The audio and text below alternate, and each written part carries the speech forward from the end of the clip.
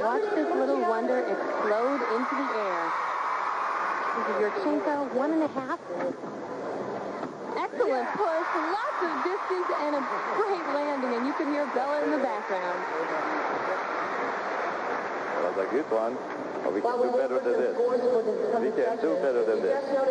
Just a little more hollow here, okay? Yes. He wants her to... Then the second part too. All right? One more time. He wants her to anticipate the landing a little bit better. Here's her round off. She is so powerful. Watch for her push off of the horse. Right there. Up. So much height. So much distance. Great body position. Straight and a little hop on the landing. But what a vault. Well, look at it from this angle.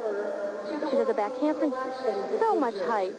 Excellent. That vault is so difficult to land because it's completely blind, the landing. Again, the floor comes before you actually get a chance to see it. And you can see this. She doesn't get to see the floor until it's at her feet. Well, she certainly finishes with a flare. She hustles herself back to the start of the runway, awaiting the scores for the first vault before attempting her second.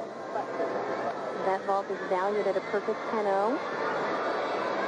And a 9.925 to start, and if she does a different vault, she gets the 10-point bonus. She's going to get more than 10. But no, she will perform the same vault since it is a 10-0. She really doesn't need that. 9.837. You're now ready for the second for Shannon Miller on the uneven bars. Now she is going to be focusing on the landing here.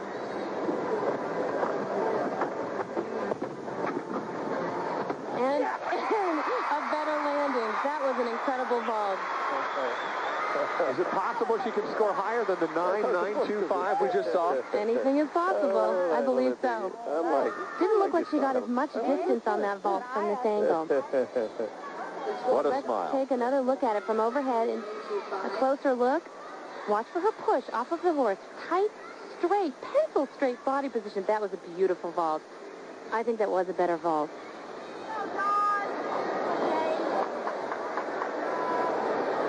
Shannon Miller just received her mark, 9.837 for the bars. And the woman who defeated Shannon Miller last year at the National Championships, Dominique Dawes, is the next competitor on the bars out of Silver Springs, Maryland. Awesome Dawson. Won 5 gold medals at last year's National Championships. First time that's happened in a very long while. Sullivan Award finalist in '94. Very important to realize that she has a wrist injury, a stress fracture in her wrist, and on this event, it's very painful for her. Here's her release move. So much height. Same thing. She's kind of got a little closer than normal. She's been consistently adding more difficulty on this event. Very consistent performer. Nice uprise to handstand. And her dismount is a full out. The full is on the second somersault, which makes it more difficult. Come on. That looks like a full in this time. From this angle, a full in is worth a D, whereas a full out is worth an E, and you get 2/10 of extra bonus for that. While Dominique awaits her score, I can point out that Moceanu's mark, a 9.962 on the second vault, a great one.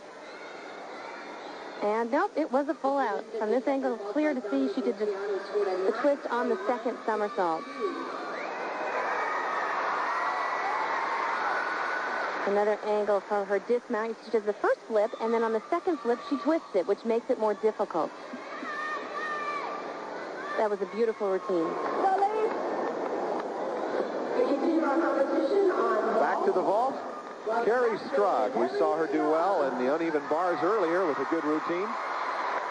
Here she comes, her first attempt. A round-off entry, half lay out front. What a vault. That was beautiful.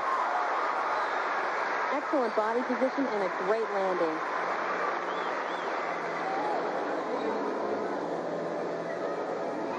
Good, strong run. Round up, watch for her push off the horse, and her straight body position anticipates the landing and stands it up well. This is very difficult to land because it's a blind move. This vault is valued at a 9.9. It was recently devalued. It used to be a 10. Excellent job.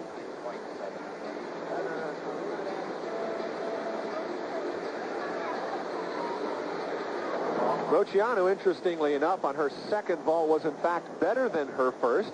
In fact, one of the judges even gave it a perfect 10. But her final score there is going to be a 9.962, almost flawless. And Strug has chosen to do just the one vault, accepting that perfect landing and the score that it will produce. We'll be back with more in just a moment.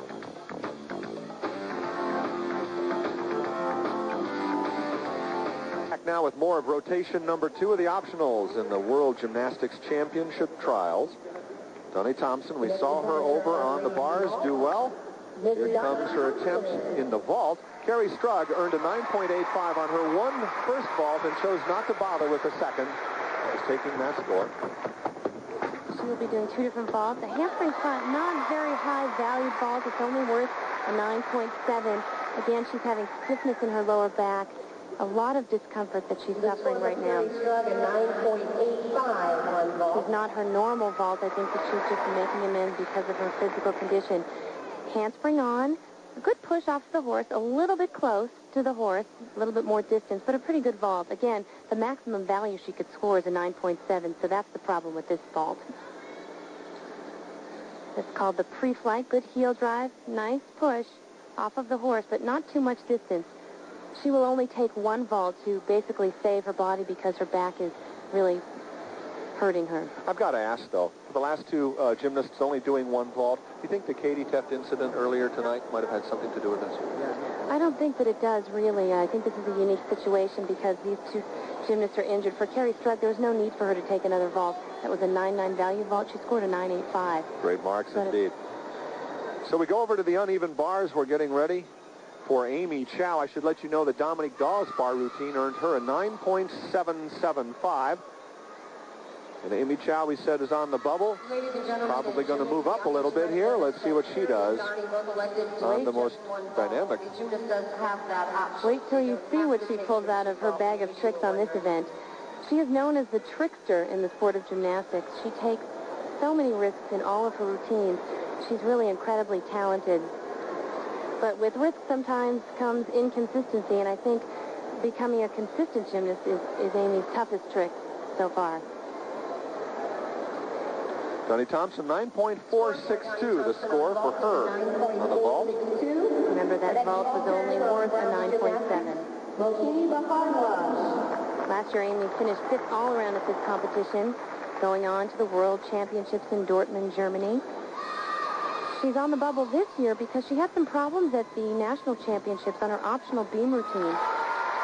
And so this means even more important for her. There's more pressure on her to do well so that she can remain among the top 7 and go on to the World Championships in Sabai, Japan. One of the many things that impresses me about Amy Chow, in addition to all the time she has to spend in the gym to be this good on a national level, she also spends enough time sitting at the keyboard. She's a piano prodigy, has played concerts and recitals, even competitions, and in addition to that, she spends some of her summer months clowning around on the diving board.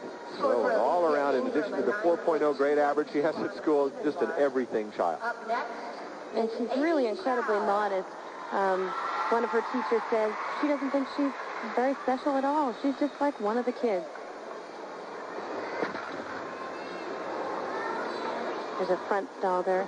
Here with another immediate front stalder. To a back stalder, which is unbelievable. Obviously, she's very comfortable in that stalder position. There's her first release move, a Pike Jaeger, an E element.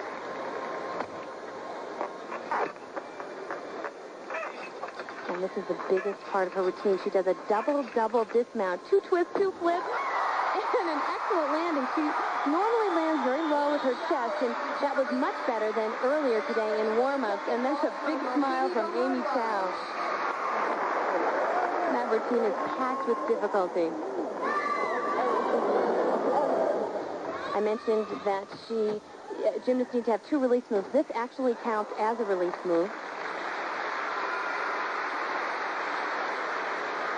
And here is her Pike Jaeger. Very nicely done. A little separation of the legs there.